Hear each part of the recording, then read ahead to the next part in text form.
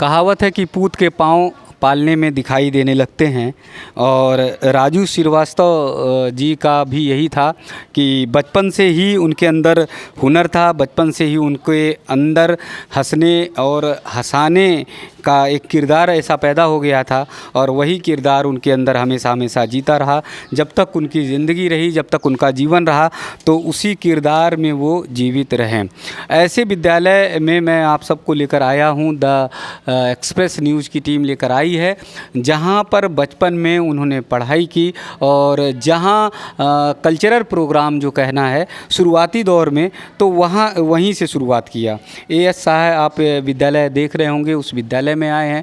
यहाँ विद्यालय की पूरी जो इमारत है वो अगर आप देखेंगे तो वो सब राजू श्रीवास्तव जी के साथ जुड़ी हुई मिलेगी, क्योंकि बचपना जो है शुरुआती दौर में तमाम कल्चरल प्रोग्राम के लिए आया करते थे, लोग उन्हें बुलाते रहते थे और ये कहते थे कि राजू भैया जो है हमारे यहाँ आओ, हमारे यहाँ आओ। और उसका मूल कारण ये था कि उस समय सोशल मीडिया एकदम नहीं थी और उस समय इतना आधुनिकता नहीं थी।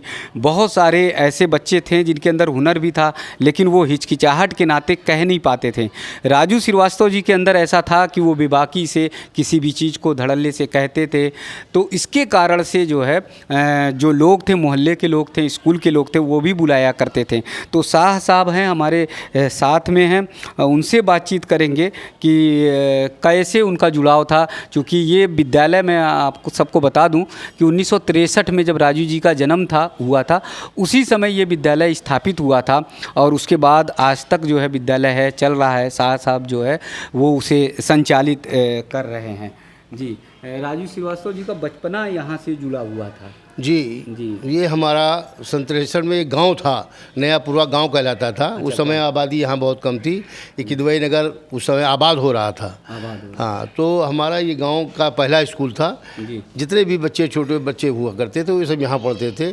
और यहाँ पर 1992 तक यहाँ पे 1900 बच्चे पढ़े हैं इस स्कूल में। 1900 बच्चे जी इस स्कूल में पढ़ते हैं। जी इस विद्यालय में पढ़े हैं। जी 92 के दंगे के बाद थोड़ा सा यहाँ पे कई स्कूल और खुल गए, उससे बाद ये थोड़ी बच्चे कम हो गए।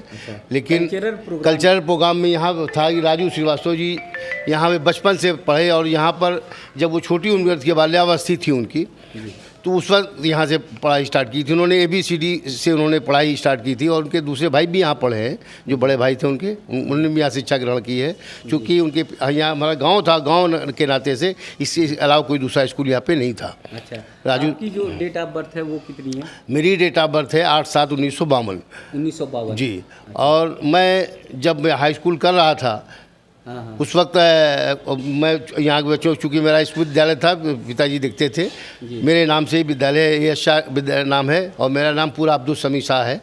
तो मैं भी यहाँ चूँकि बच्चों को पढ़ाता भी था और पढ़ता भी था, समझे। तो इसी लिए राजू श्रीवास्तव को मैंने ही पढ़ाया और उसके अंदर इतना टैलेंट था कि जब वो यहाँ पे ABCD की पढ़ते थे, जब 6-7 साल की उम्र में, तो चाचा 1-2 में जब यहाँ उन्होंने शिक्षा ग्रहण की है, तो जब यहाँ पढ़ते थे तो यहाँ उनका एक नाटक भी हुआ करता था। वो कभी कभी जो है बच्चों के साथ मोटरसाइकिल तरह के दौड़ा हिर करके जो दौड़ाते थे, हाँ, और बच्चों के साथ दौड़ते थे, हाँ, हिर करके। तो एक टैलेंट था उसके अंदर बच्चे को। उसके बाद फिर बड़े होकर के दूसरे स्कूल में गए और जब वो हम लोगों ने यहाँ पे कल्चरल प्रोग्राम कराते थे, तो कल्चरल प्रोग्राम में यहाँ से इसी स्टेज से जो हमारा विद्यालय का प्रोग्राम होता था, 31 जनवरी को हम एनुअल फंक्शन करते थे, जिसमें कई सालों तक वो बराबर आते रहे और प्रोग्राम में करते रहे।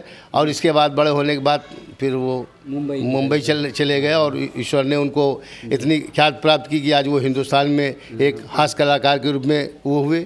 और जब भी कभी कानपुर यहाँ नयापुरवा आते थे तो रात में आकर के हमारे विद्यालय के सामने आकर के मैंने कई बार देखा, लोगों ने देखा कि वो आके विद्यालय, चूँकि यहाँ प्रथम शिक्षा उन्होंने ग्रहण की थी, तो रात में, दिन में तो निकलते नहीं थे, रात में जब निकलते थे तो आकर के विद्यालय के गेट के सामने आकर के खड़े हुए। उस समय खपरेल का विद्यालय था, आज तो ये पक्का बना हुआ है, उस समय बिल्कुल खपरेल से बना हुआ विद्यालय था। गांव था सामने, हमारे जो आज मकान बने हुए सब यहाँ पे खाली पड़ा हुआ मैदान था, समझे। तो आकर अभी जब आते थे तो यहाँ पे आकर के रात में 11-12 बजे 1 बजे रात में आकर के और हाथ जोड़ करके विद्यालय सामने प्रार्थना करते थे और उसका चले जाते थे। तो साहब ये जो बात आप कह रहे हैं वो इसमें सुभाष स्मारक इंटर कॉलेज में भी पता चली टीचरों से कि वो मतलब स्कूल से इतना जुड़ाव उनका रहता था कि वो वहाँ बच्चों को लेकर भी पहुँचे थे। हाँ, स्कूल चूँकि इसके बाद जो यहाँ के बाद जो दूसरी शिक्षा जो है उन्होंने 8, 9, 10 वहाँ पे ग्रहण किया जा करके सुभाष स्कूल इंटर कॉलेज में साकेत नगर में।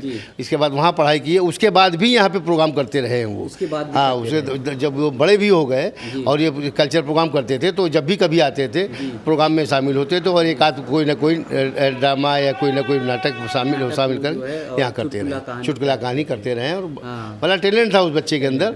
हाँ, लेकिन एक ये था कि अपने ज़मीन को वो नहीं भूलें। जैसा आप बता रहे हैं कि रात में आए 10, 11, 12 बजे और हाथ जोड़कर चले गए और उन्हें ये लगा कि ये हमारी पाठशाला जो है हास्य की भी पाठशाला यही है। जी, ज़मीन का तो हाल ये था कि शुरुआत से जुड़े रहे, क्योंकि अब और बच्चा एक दो कहावत है कि first impression the last impression.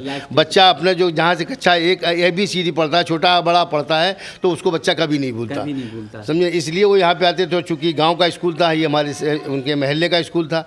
इसके बीच में भी जब परिस्थितियाँ कुछ उनकी गड़बड़ हुई तो यहाँ पर जब उनको बॉम्बे जाना पड़ा तो स्थितियाँ कुछ आर्थिक कमज़ोर हुई तो ये मकान यहाँ से बेच करके चले गए थे यशोदा नगर। इनके चाचा वगैरह यशोदा में रहते थे, यहाँ से बेच कर चले गए थे। और इस मकान को उन्होंने 14 साल का वनवास करने के बाद जब बड़ा उनके पास ख्यात प्राप्त हुई तो अभी उन्होंने करीब 10 साल पहले हाँ, ये जो मकान बेचा था इन्होंने अभी 10 साल पहले उसको पुनः वापस खरीदा और ज़्यादा से ज़्यादा कीमत दे करके, जिसकी कीमत थी उसको कई हज़ार लाखों रुपए ज़्यादा दे करके इसको उसी पार्टी से वापस खरीदा कि ये हमको दे दिया जाए। और इसके 14 साल बाद इस वनवास को वापस किया, फिर आगे यहाँ रहे। ये एक ज़मीन से जुड़ाव जो है वो इनको प्रदर्शित करता है कि ज़मीन से वो हमेशा हाँ नहीं, वो जुड़ाव रहा उनका। आर्थिक स्थितियों में उन्होंने उस मकान को उनके पिताजी ने बेचा था, जब उनको बॉम्बे में भेजना पड़ा कुछ उनको स्टैंड करने के लिए कारण रहे होंगे। इसके बाद हालांकि और भाई भी थे, सब सक्षम थे, कुछ दिल्ली में एयरफोर्स में इनके भाई थे, एक भाई परचून दुकान करते थे, हमारे साथ पढ़े भी थे वो। हाँ, तो इस तरीके से पारिवारिक जुड़ाव रहा है। चूँकि गांव तक गांव में थोड़े मकान थे उस समय, आज तो ये शहर हो गया है, बहुत सारे मकान हो गए हैं आज तो यहाँ पे आबादी दिखाई दे रही है। उस समय बहुत कम आबादी हुआ करती थी। एक ये देखिए कि अगर मुंबई से जुड़े और ख्याति तो प्राप्त की ही, शोहरत और दौलत दोनों उन्होंने बहुत प्राप्त की, तो चाहते तो VIP जगह पर कहीं और जगहों पर ले लेते, लेकिन नया पूर्वास हाँ, वो अपने जुड़ाव चूँकि यहाँ से रहा। जैसे भगवान राम ने 14 वर्षों बाद वनवास लिया था, वैसे इन्होंने भी यहाँ से ये मकान बेचने के 14 साल बाद पुनः ये इस मकान को खरीदा और यहाँ से आए। चूँकि यहाँ से जुड़ाव था, लगाव था, तो इसलिए उनको आना पड़ा और वो आए। इस बस्ती से लगाव था और यहाँ भी उनके तमाम इष्ट मित्र थे, जो छोटे छोटे बच्चे थे जिनके सामने आज कोई रिक्शा चलाता था, कोई ठेले चलाता था। भाई गांव था, यहाँ पे वैसे लोग रहते थे, लेकिन उनसे भी उनका लगाव बराबर बना रहा। तमाम ऐसे बचपन के जो दोस्त थे उनसे भी मिलते थे, उनसे कभी भेदभाव नहीं रहा। इतना बड़ा होने के बाद भी वो अभी तक भी इसी लगाव में रहे। हम लोग भी कभी जब उनके नंबर थे हम लोगों के पास, बॉम्बे के भी नंबर थे, तो जब फ़ोन से बात करते थे तो गुरुजी कह के ही बात करते, संबोधित करते, हाँ गुरुजी होते कैसे, रिसीव करते थे, टाइम निकाल कर बात करते थे। हमने कई बार उनसे फ़ोन किया तो उनके PRO ने PA ने उठाया। हमने कहा भाई बता दीजिएगा कि मैं अब्दुल समीर साहब बोल रहा हूँ, कानपुर नया पूर्वा से, उनके विद्यालय के। तो जब भी उनसे बात हुई, उनको टाइम मिला तो उन्होंने पलट कर जवाब दिया। पलट कर दिया और बताया गुरुजी कैसे हैं, क्या है, विद्यालय के बारे में जाना। हम हमेशा इसकी प्रशंसा भी करते रहे वो, लेकिन आज हमारे बीच में नहीं है। अगर उनकी डेड बॉडी कानपुर आई होती तो यहाँ पे पूरा एक सैलाब उमड़ पड़ता कानपुर से। मतलब संभालना जो है मुश्किल हो, प्रशासन संभालना मुश्किल हो जाता। इतनी भीड़ होती, चूँकि इतना लगाव था उनसे कानपुर के लोगों को, और महल्ले के गाँव के लोगों तो था ही था लगाव। कानपुर छोड़ा जरूर, मुंबई गए जरूर, लेकिन लगाव दिल से नहीं दूर रखा। हमेशा जब भी उनके प्रोग्रामों में भी चर्चा हुई है तो कानपुर का कोई ना कोई वो एक आध प्रोग्राम रहता था।